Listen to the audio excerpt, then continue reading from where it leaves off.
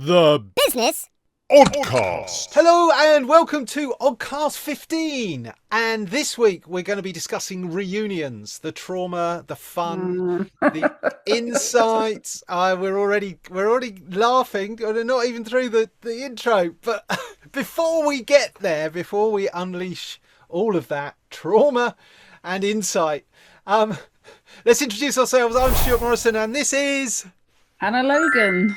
Hello. Hello. We're two late diagnosed, spicy brain business owners. And Hannah, what have you been up to? What's going on in your world? Gosh, what's going on? So recently, and I've taken my inspiration from you, I've started to try and slow down elements of my life a bit. Okay. Because I was always hitting it 1,000 miles per hour with my ADHD, on fire. Yes. And actually, I've discovered that not running through life on fire is nice. So yeah, I'm not quite at the reading a book, chilling out level, and I don't know that I'll make it, but I'm definitely in the buffer zone, enjoying a little bit of downtime kind of part of my discovery. So Yeah, the ADHD brain wants life on 1.5 speed. yeah. Sometimes 2 speed is a bit much. What? I'm missing bits. What was that? My brain went off on a tangent. I actually tell people to speak quickly. My husband talks really slowly and I say quicker, quicker. It's really mean, but I just can't help myself. Skip to the end. Skip to the end. Get the point out. I'm not allowed to say that anymore. Yeah, I do what you were doing. I'm like, keep going. I say keep going a lot. Actually, keep going. Yeah. Come on. Like you're luring Giddy a up. dog out the bushes. You're a horse. Trot on. Come on. Good boy. Yeah. They don't like that, do they, Stu? I've found that your partners don't like you doing the speeding up sign and the come on. Yep. Skip to the end. Get on with it. Hot off the press that. You can take that and add that to As your a tip, yeah. to your life skills. We're making the mistake, so you don't have to, listeners. Making them all. Yeah. You don't have to be involved. You were just bystanders, eyewitnesses. Right. So this week, Hannah, we're talking about what? What is the topic of the week? It's topic of the week. So, Stuart, it is unfortunately reunions. The good, the bad, and the horribly awkward, probably. Yeah. Or as I like to call them, the unpaid performance reviews for your life. Because that's what they are, isn't it? Rich are you? Does anybody love you? Have you got married? That's all they are, literally performance reviews. Oh, Are you still useless? So spot on. That's so spot on. I just want to see if you're fat and old, whether you got married, whether you did anything other than just be the bullied person that you were when they last saw you. Oh, yes. Sorry, bit of trauma. Are you going to reconfirm that they already think you're a loser by being a loser? Yeah. Basically that, yeah.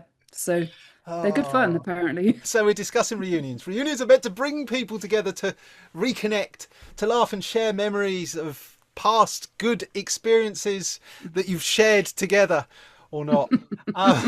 But for many neurodiverse people, those same reunions can feel a bit like a sensory overwhelm for many, many reasons, both internally and externally. The whole social thing, we're going to explore reunions, what they mean, what they don't mean, what they're all about, whether or not you can face them or not face them, or even in some cases where they are just mandatory. You just have to go to the family reunion and suck it up.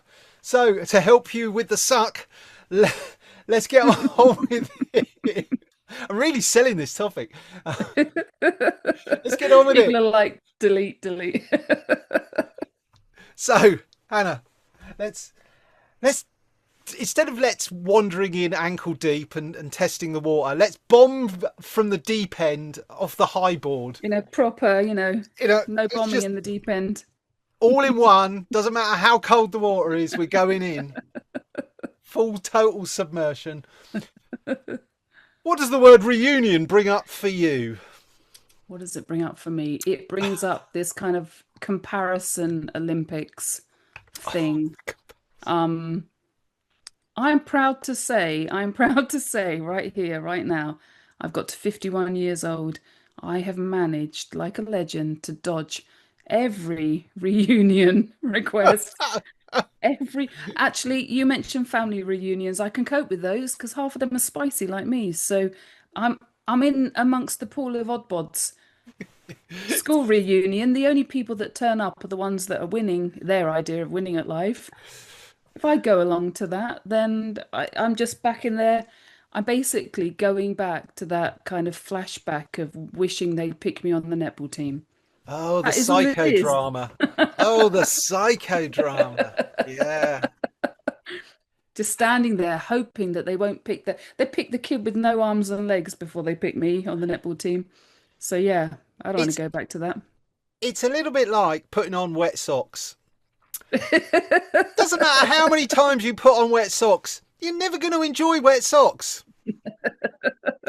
And I don't care where you are, spectrum or not. Nobody goes, do you know what? I'm really looking forward to putting on some wet socks. Can't wait to put them on, run round in them, keep them damp. Stuart, what are you talking about? Brilliant. Reunions. So you've never actually been to a reunion then? So you are one of the least... Not a school one, yeah. Got a few family ones. Yeah, I have done family, but well, my family are all quite kind of dispersed around the world and country. So occasionally I'll do a sort of, it's not really a reunion so much as an annual kind of get together with some of my siblings and my aunt and my stepmom and stuff. That's really cool because I love those guys are awesome. They didn't spend my childhood bullying me.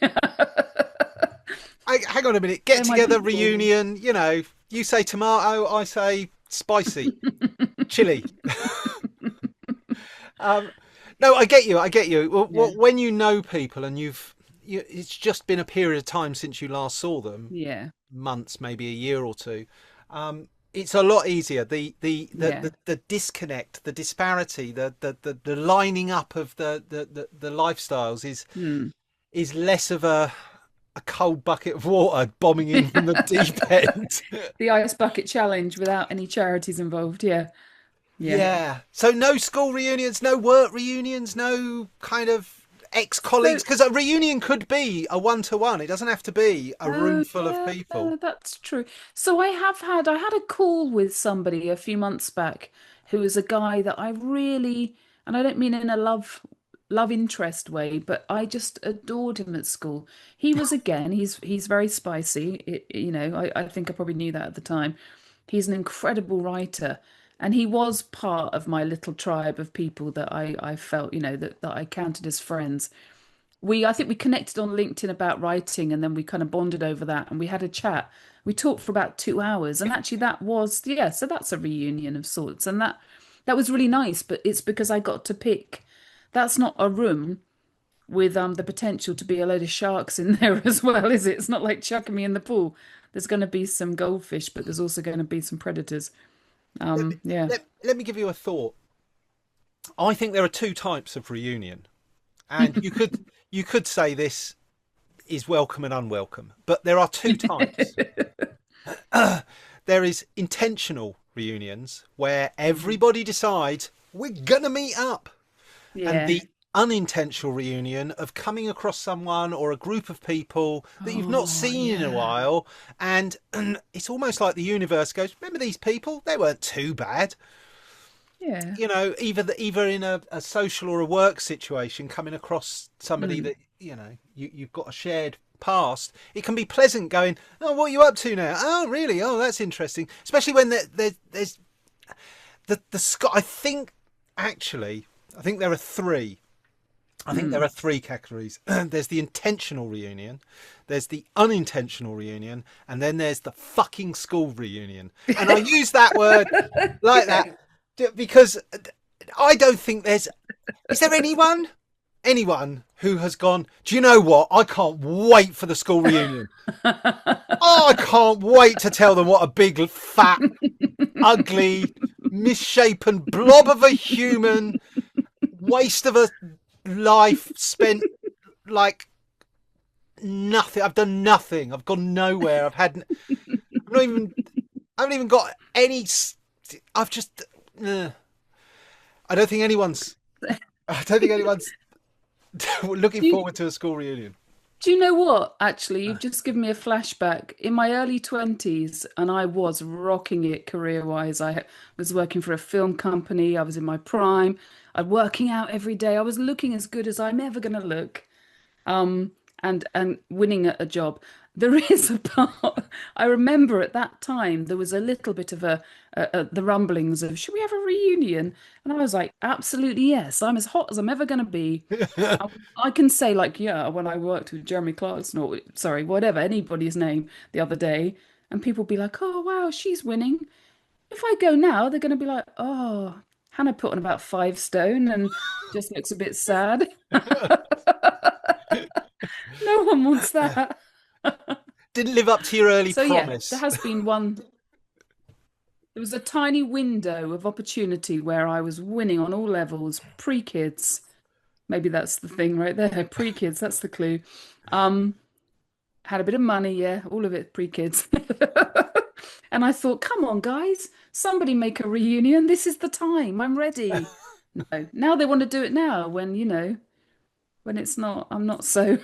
Not Actually, so we hot. are winning now, right? We've got this say, amazing oddcast. Don't talk yourself Back in down. the winning zone. I was born awesome and I've just been getting better ever since. And when I say that, people laugh. I don't understand how they don't believe I believe that.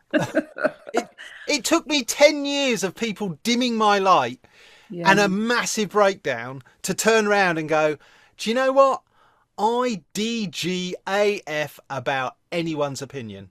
And if you think that I'm anything less than awesome, why would I listen to what you've got to say? I'm not going to join that conversation. Don't. You are 100. You're 100% right, and you have, since knowing you and getting to know you better. I really believe that, and I'm not quite fully immersed in believing that like you are, but that is my goal, because I'm reading an incredible book at the moment. Quick plug for Mel Robinson, famous American, speaker, podcaster, and writer, and it's called Let Them. And I won't go into a huge amount of detail here. Check it out, people, if you're listening or watching. It's called Let Them, and it's all about let them. Let people be horrible. Let people do stupid stuff. You can't control what they do. All you can control is the way that you feel about it. And what you've just said right there, believing you're awesome and having that self-belief, that kind of erases any kind of negative, I'm sure you don't get it anymore, but any kind of negative shit that you hear, you get a choice about whether you let that bounce off you or not. So yeah, great book and great, the way that you go about this is amazing. Oh, fantastic. All right. Well, we'll stick a link in. We'll make sure that people can check it out for themselves. I'm sure it's probably going to be, if it isn't already, on Audible, for those who prefer to consume their media orally rather than visibly. Eyeballsy. That was almost slick. Anyway, I'm sure the BBC's phone call is imminent. So, yes, reunions. Reunions are a... there's a lot to unpack with a reunion, like you've just explained. They come many layered, and they're layered by not only what you were, but what you are, and what the other people are bringing as well. So they can be real socially challenging as well. People from, especially after school, years after school, of varying backgrounds and not all the same. I mean, you were talking and saying, oh, when I was like, in my early 20s, I was on fire, do the reunion. And I was thinking to myself, I don't think there's any time like now where I wouldn't appreciate going to one. I could rock right up. Oh, we need to hello. Nobody else wants that. you know. Um, and just to pick up on one point, just so that people don't think I'm a complete egomaniac, my awesomeness is in the full self-realization of how shit I am. Oh. No. Oh, no. I know that I'm like a specialist instrument. Like I'm one of those rare tools that the master reaches for on the odd occasion, but oh boy, does it do what it's needed to do. And that's me. You know, I am awesome, but I also forget things.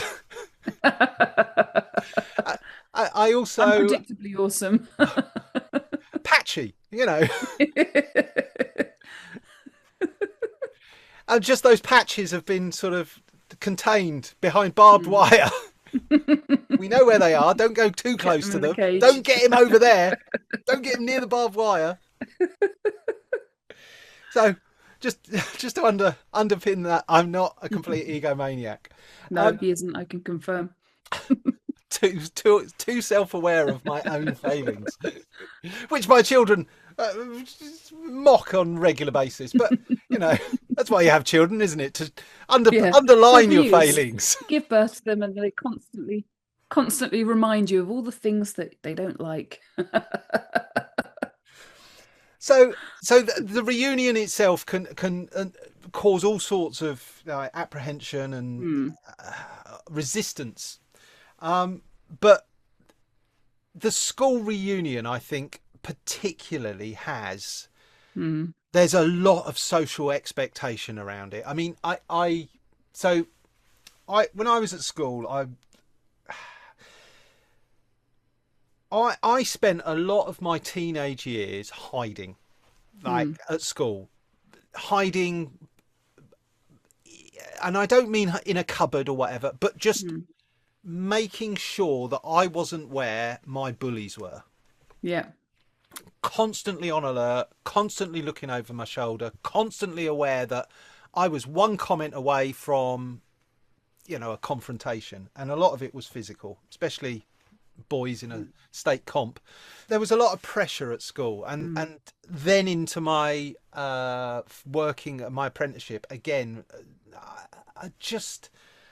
I socially didn't get it. I was still traumatized from the bullying that I'd had, so I was still on high alert. And I think that at times I overreacted massively to what was simple banter, and I was way too raw from it all. And just, you know, I was policing the world, and I was trying to, you know, make sure that nobody had a pop at me, having been unable to stop it when I was a younger child. So going into a school reunion with that, where I was this odd child, I was also a theatrical child. I did school plays. Again, you know, you want to stand out and be different. Would you like to get bullied, Stuart? Why don't you join the theatre group? That'll be where you can hide. It's actually where I found one of my lifelong friends, Simon, and shout out to Simon. We had a deep and abiding love for the works of Douglas Adams, and would quote long passages to each other, and take great delight. Go, oh, that was from the studio recording, not the CD. Oh, nice quote. Oh, nice spot, sir. Well done, sir. Thank you, sir. So the idea of a school reunion in I think it might have been 15 years or so, school reunion. For me, it gnawed at me. Was I going to go? Was I not going to go? I wanted to go. I didn't want to let the people that had stopped me at school from taking up space take up space. If I wanted to go, I was going to go. But then there was but what have I got to show for it? Not married. You know, I've barely got a business. Been unemployed for a chunk. Had 3 redundancies. They were soft firings. Redundancies. I'm doing the air for our listeners. I'm doing the rabbit finger comma ears. Hold off, Stuart. Here's £500. Don't tell anyone. Don't tell HR. Where are you going? I'm going to get changed for work. We need to have a conversation. You What? remember that work? It's not, yeah, Yeah. sorry.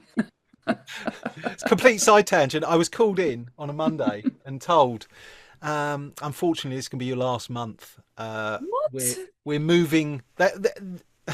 To be fair, they were moving the depot like 200 miles away. Oh, that's So, a bit of a commute.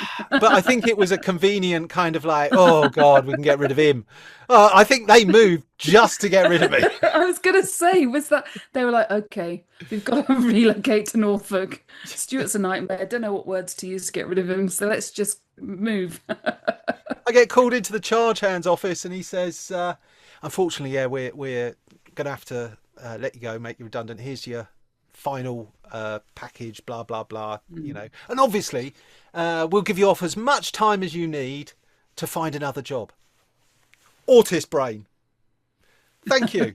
He didn't expect me to thank him. I thanked him, shook him by the hand and walked out. Went back into the crew room, changed out of my overalls, hung everything up, gathered up my belongings, put them all in my toolbox, started walking out. He goes, where are you going? I said, you just let me go. And he went, yeah, but it's not for 30 days. I said, yes, but you then told me I could take as much time off as I needed to find a job. So I'm going to take 30 days. Is that all right? He was like, oh, well played, sir. Oh, chapeau. He wasn't at all. He just turned on his heel. That was it. I just saw, he didn't even say anything. He just turned his heel. Oh, checkmate, I think. Smarted him. Oh, at every turn. I am the smartest of wits. And a pain to be employed. You see, you don't want to employ this. You don't want that. Nobody needs that. But, so, going to the school reunion was like, there was a lot of, I was carrying a lot of trauma. And it's taken me years to resolve it. And we'll get into bullying one day, I'm sure. Yeah, gosh, yeah. But the problem of turning up or not turning up, what did that say? If I didn't go, nobody would care. Nobody would care. It wouldn't not eat my bullet, and that was it. It was so benign that it didn't matter. It mattered more to me with that trauma than anybody in that room. If I'd gone, I'm sure that hadn't gone. I'm sure nobody would be going, "Oh, Stuart didn't turn up. Oh, that's a shame." I didn't stay in touch. I stayed in touch with two people after I left school, and one of them I see quite regularly, and the other one I see as when, now, then. And that's fine for both of us, you know. So it wasn't like I was going back to go, hey, Bill, Steve, John, My mate. Hey, what you been up to? What you been up to? Tell me all about it. Tell me all about it. I've not talked to you for 30 years, but here we are. Exactly. So my good friend, and he understood the trauma. He lived around the corner from this particular pub that they chose to gather at, and I did go in the end because I was like, no, I'm going to go to just show up. I'm just face your fears. Yeah, you don't tell me where I can and can't go, whether that's an internal thing or an external thing. So my mate dropped me off, who totally understood. He said, look, I'm going to sit in the car park for 10 minutes. If you need to come out, like ASAP, I'll be here. But he lived just round the corner. And at the time, mobile phones were just about on the thing. And I had one. Ha ha. And he said, give me a call and I'll be here. And, he could be there inside 10 minutes. So all I had to do was wait outside for 10 minutes and I'd be round his. We were going back to his anyway. He lived, like I said, round the corner. And Gemma was there. I was going out with Gemma. And he was like, why didn't you take your girlfriend? No, they don't get to meet her. No, she's mine. It's not a possessive thing. It's I don't want her to meet all these. Share your precious with, Yeah, exactly. So anyway, we get to the, I go in. I tell you what, if you are worried about going to a school reunion, don't be, because the air went out of it. That everyone else there was probably as nervous about who's going to be there, who's not going to be there.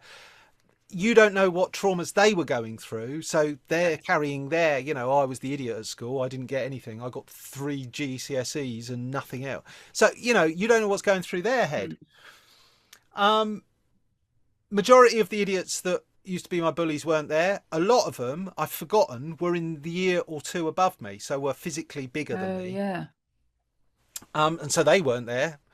And the few that I did recognise as being twats were still twats. They were just fat and bald. Just old twats. Some of them even had their tattoos spelled correctly. You know, Oh, bless them. They are winning then. look, you know, I'm not going to other people and verbally bully them when they can't stand up for themselves. But Yeah. the point to it was all that psychodrama in my head that it was Yeah. the best thing I did. I walked into that room one way and walked out with a whole set of armour of just like, I've just leveled up. I could, fuck yeah. And this was the thing. At the time, my performance career was just ticking along. It wasn't really doing much, and I hadn't done much live. But now, because I've done so much live work and I've worked on so many kind of hosting projects and all the rest of it, there isn't anyone who could touch me. They're Invincible. just I've got all the heckle put downs. I'm quick in the minute. You know, I'm not the guy. There's a phrase for it, and I can't remember what it is. But I think the Germans have this particular phrase, but it's like what they call staircase wit. It's like you remember as you're leaving, going down the stair. Oh, I should have said. Yeah, the after, yeah. Yeah, staircase wit. Damn I quite like it. I was I forget. going to say that. If you know what I'm talking about, put it Yeah. somewhere below in the comment, or message me or us or whatever.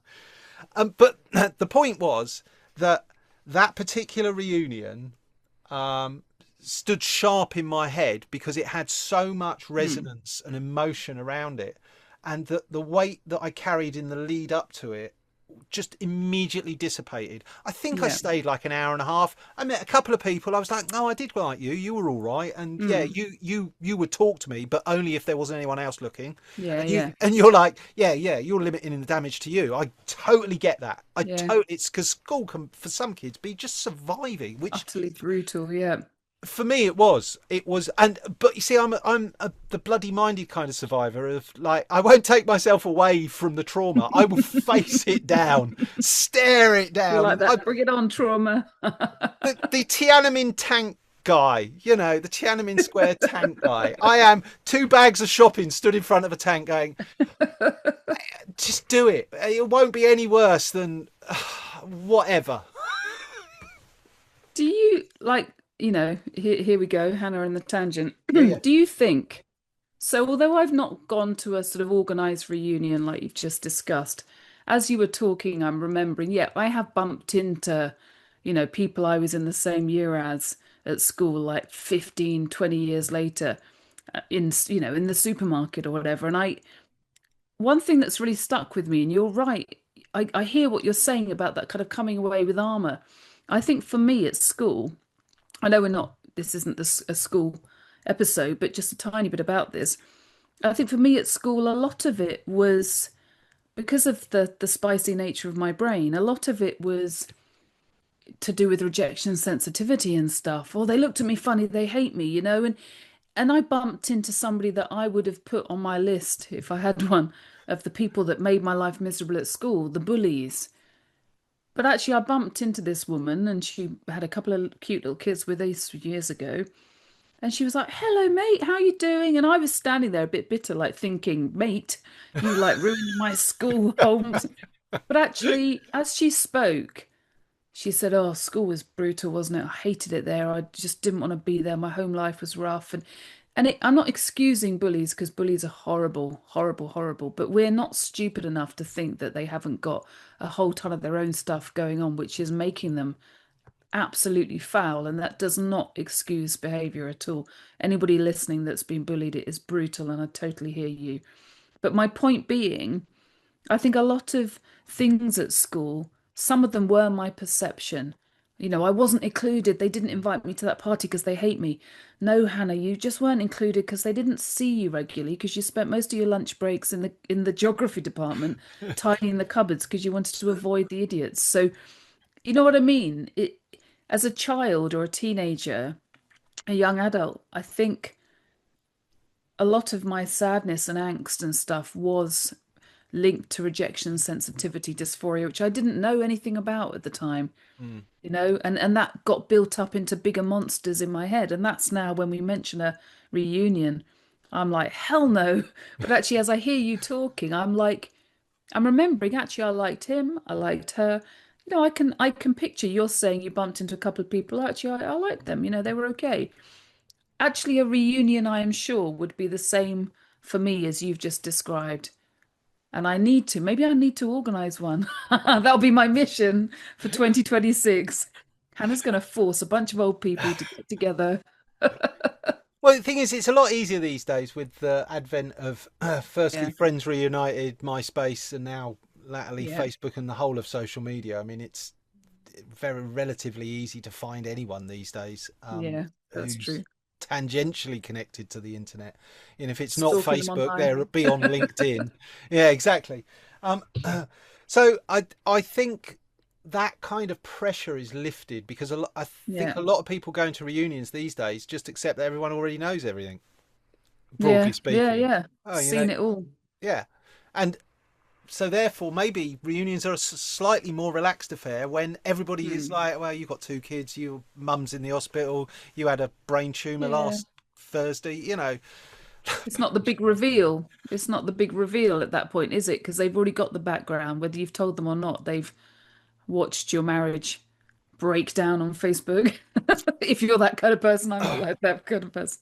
You know, they've that seen all the drama. but you see, I think that doesn't tell the tale necessarily. Yeah. A lot of the times, and this is for all sorts of people, not just the neurodiverse, but for the neurodiverse, Mm. there is a particular set of challenges around. Yeah. If I go to a reunion, I will guarantee this, and this is going to make me sound so arrogant, Mm. but I will have the most interesting stories, bar none. But then I have lived a life as an outlier, as Yeah. properly on the edges of what most socially acceptable behaviours are going on at the time. He's he's what? He's doing a marathon at his age? Is he sure? Jesus Christ. um, but the point to it is Mm. that yes, by anybody's measure, if I start telling those stories and they're ticking off like, wow, celebrities, performance, cars, family, whatever dimension you Mm. want to look at it, I've lived a life, and I know that I have lived quite a charmed life, and one that has been uh, at times fantastical. Literally, I talk to people, tell them, well, in fact, I'm doing an evening with me at a local theatre, and I'm going to attempt to answer the question of what I do, because it is an endless list of, well, I did this and then I did this, so I've got this, I'm that. But anyway, the point to it is all of that, you go into the room and you can be as confident as you like. But what they're Mm. not seeing is just being in that room is overwhelming. The Yeah. noise, Yeah. the whole kind of it coming at you, your emotional dysregulation, the stress of having to get there, the stress of then having to get home, the Mm. just all of that coming at you. And it doesn't matter how successful you are then struggling, and have been in every one of those environments where you're then saying, oh, I'm successful, and that they don't see that side of it. Because you've still Yeah. got your Yeah. social mask up, because you're telling all your best bits, your highlight reel. Mm. I don't think there was a question there. That was more of a tangent. But do you think that has an effect on how you approach a reunion? There's a Yeah. difference between going to a reunion in an unknown town, in an unknown Mm. venue, than there is popping to your local or having them come round your house. Would you do that? I don't know. Yeah. No, no, no, no, no, no. Hell no. Absolutely not. I'm gonna no, no.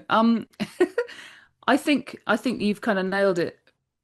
Let's be honest, a room full of people and some like beige canapes making small talk is already on my kind of please don't make me do it list. Then add into it, there's the guy that you snogged when you were 11 and got drunk in the park. That's going to be awkward. You're suddenly adding a whole load of. I didn't do that, by the way. I don't know where that came from. 11 drunk in the park. I waited till I was at least 12. Add into that the awkwardness. So if you're going to a networking thing, for example, and we both do a lot, have done a lot of that over the years, you've got an agenda or you're on a mission. I want to make some more people, get some interesting information, but actually, and we can manage and cope with the overwhelm because we have to in those situations. But add into that kind of past trauma and kind of all of the other stuff that you potentially get with a reunion, and it's just brutal. I think that just kind of yeah. I think the blow can be softened if, and as I've experienced before, the reunion is including partners. That can be difficult. That can be difficult for people who don't have a partner, or for people who may not have been out at school suddenly, and they're very comfortable with it now, and then they turn up and suddenly everyone's head has to do a kind of recalibration. Just being honest, you're like, oh, so it might be, oh well, that figures, but the point is that there's a whole load going on before, but there's almost as much during, because you're also calibrating for, I know I can come off as like 1,000 miles. I joke about I shouldn't have so much cocaine and coffee in the mornings, but I get, I'm a lot. I am. And when I'm on, you're an awesome amount. I know, but that's not fun at Monday morning at 7 o'clock. Somebody going into work, like, he doesn't need this. Like, hello world, isn't it amazing? I saw the most amazing spider on the way to work. What? Everyone's like, oh, we're only one coffee in, Stu. Be quiet. Stu's been awake for 2 hours. He's had a little dance. He ran to work. What? Yeah, those are all things that I have done before work. So yeah, it can be overwhelming, and afterwards as well. The going, there will be a lot of rumor. I can't say it. Rumination. There'll be rumination. Re-rumination. Remuneration? No, I swear I was getting caught up. There's going to be a lot of rumination after the event, on the event itself. There's a lot of bandwidth, because you've got to then process, oh, I said that to so-and-so and nobody laughed. They didn't get the reference. They're just going to think I'm a Nazi or something, They didn't hate me then, they do now. Oh, just made it so much worse. Just added some bullies to the list. Yeah. Left school with 5 bullies, went back to a reunion and gained another 12. Life goals. Yeah, I've got unfriended. I got by everyone at the reunion. What did you do, Stuart? I can't. I really can't. Don't. I've told 2 people and they unfriended me as well. I didn't realise, that's a thing. How can you not? The amount of times I've said things and people just like, what? Luckily I get away with it because of the big moustache and a cheeky grin. You could just deny it and say, no, that's not what I said. That's not what I said. What did you think I said? You just said unfriended. Sorry, this is definitely a tangent.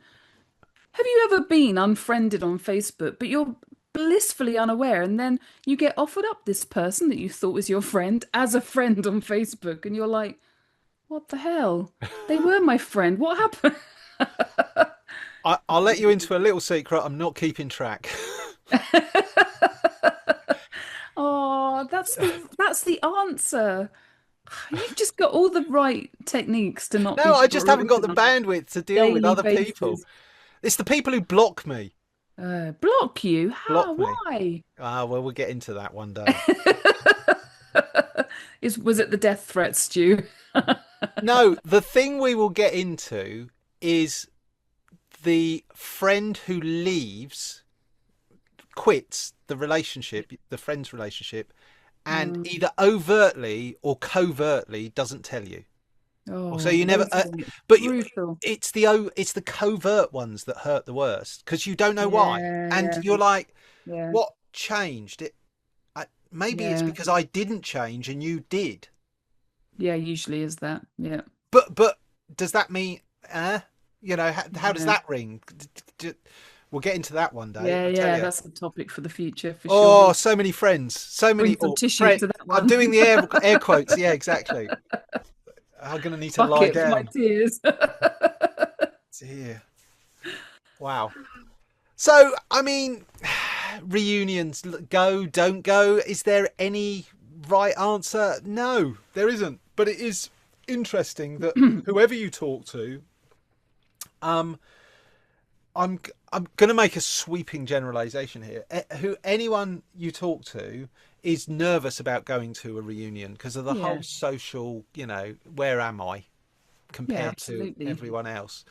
But I think what we're saying is that there's whole levels extra on that with just the Mm. sensory part of it, the emotional part of it. Even if you don't have Yeah, a yeah. dimension that's built around the trauma of the reunion, the place that you were at, and Mm. all of that can just take all of your energy. So what we're Yeah. saying is, day after a reunion, plan to do nothing. Yeah, and don't drink at the Lie in a dark reunion. room with. No. Don't What, drink don't at the drink, did you reunion. say? Yeah, don't drink at the reunion. Oh, Maybe one just to stay on the. oh yeah, no, drunk Hannah at a reunion. That's gonna be. I've got no filter when I'm sober. Can you imagine? Yeah, tequila Oh, stew. You don't want him turning up. I bet he's fun though. Does he wear like a massive sombrero? He is fun for a time. Got maracas. Oh, tequila stew. Yeah, Yeah, then it gets he's messy. he's an acquired taste. Luckily, I have people around me who can, I think that's enough, Stu. Time to put it down. Step away from the bottle. Take the straw out the tequila. I used to Yeah, love tequila. That's I another know story. exactly. Don't. Um. Well, I don't know what we've given you in terms of clarity around the subject or the topic of reunions, but hopefully you've been laughing through the pain and nodding with At our recognition. at our expense. Always. Do you know what? I'm going to give them a tip Go on. Oh, a tip. that Go. I know, top tips from Hannah that's never been to a proper reunion. Do you trust these tips? You know what?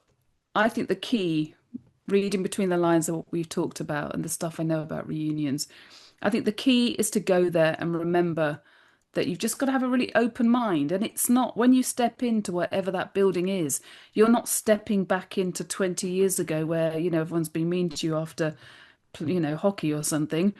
You're just stepping into a time 20 years later where everybody's lives have completely moved on and most people probably don't remember any of that stuff. So, yeah, maybe it's that, not holding on to the kind of, not imagining that you're stepping back into whatever rubbish you left when you left school. I don't know. I don't know how about it is for other people, but I genuinely don't care about somebody's cars, their holidays, their No, no. house. Are you happy? Are you healthy? What have you done? What? Tell me your tale. What? Yeah. How are you where you are? What plans do you have for the future? I'm more interested in the person and what they're up to. That is kind of one of my special Yeah, yeah. interests, and I feel more comfortable interviewing someone than I do actually, because a lot of the times I'm going to be telling them stuff and their eyes are going to be like or I'm not going to make sense. I'm going to be on a deep dive about one of my special interests at the moment and they're going to be like can I Dribbling. leave? Oh. Or as somebody else did the other day whilst I was having a conversation about what do you do, Stuart? Two people from the same company, one of them halfway through just walks away. Just abandoned it. Bye. That's Didn't even enough. say goodbye. Enough. I've Jumped out the window. no idea. What? Where did she go? Don't know. She just like, maybe she was transported like some kind of Star Trek thing, like off to another planet. No, it was like Homer reversing backwards into the hedge. She just sort of disappeared into the people and then was gone. It's like Kaiser Soze in the wind. You missed a treat by not sticking around chatting to you. Well, she came back. I was still going. She hovered at the edge and then joined another conversation. Oh, he's still going. Still talking. It was at that point I noticed the glazed look in the person's. The questions had stopped. I'm just there monologuing now. Feel like a villain in a Bond movie. And this is my evil genius plan. Don't. Right, well, I think we've covered reunions. I think we've shared no insights. But that's the point. We've shared no insights, but we feel better. The catharsis is heavy in the room. Yeah, and maybe we're just offering our listeners and viewers a chance to say that, we hear you and we've probably been through a lot of the same stuff. And there's a lot of healing in shared empathy and things, isn't there? So absolutely. And if you've got if you've got a traumatic reunion story that you want to share with us, why would I ask that? If you have got your trauma with us. a funny Tony's keeping it together, Stuart. We're just about to get it done. If you've got a funny reunion story or reunion tip or something insightful to say about reunions, leave it in the comments below. We'd love to hear from you. Email it to us. We'll read it out and we'll discuss it in another episode. Hannah, what we got coming up next week? Oh. What have we got coming up next week? Well, it's the Christmas episode. It is the Christmas. Oh, Stuart, sorry, menopause. No, that's all right. It is the Christmas special. It's the Christmas special. Can you believe we're almost at Christmas? That's crazy. I know. And we've done the trauma of Christmas, so we don't need to relive that. But this is the Christmas special. Maybe it's going to be a safe place episode for you to... It's a bit like the King's Speech, but less boring and probably goes on longer.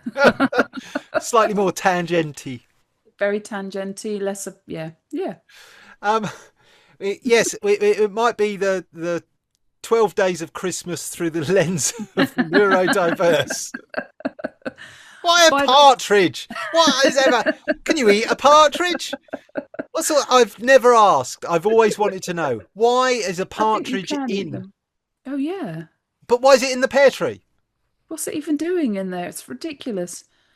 Exactly. By the time we get to next week, I will have eaten so many mince pies that I may have hit some kind of world record of survival through consumption of mincemeat and pastry. I am at this point 90% mince.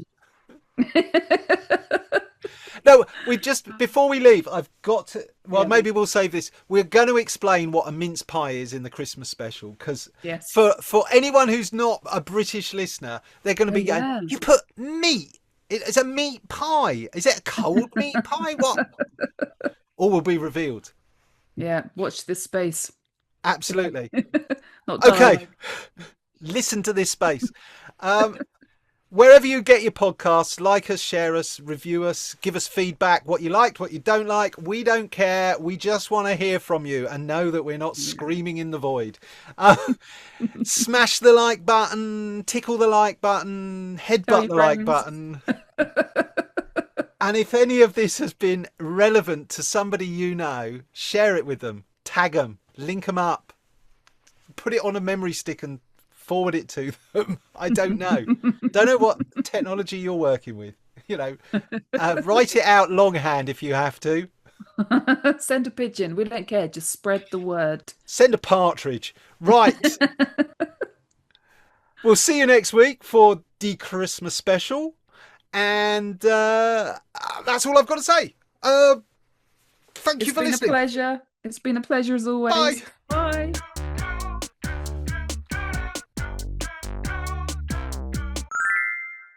Step away from PAYE. Don't do it.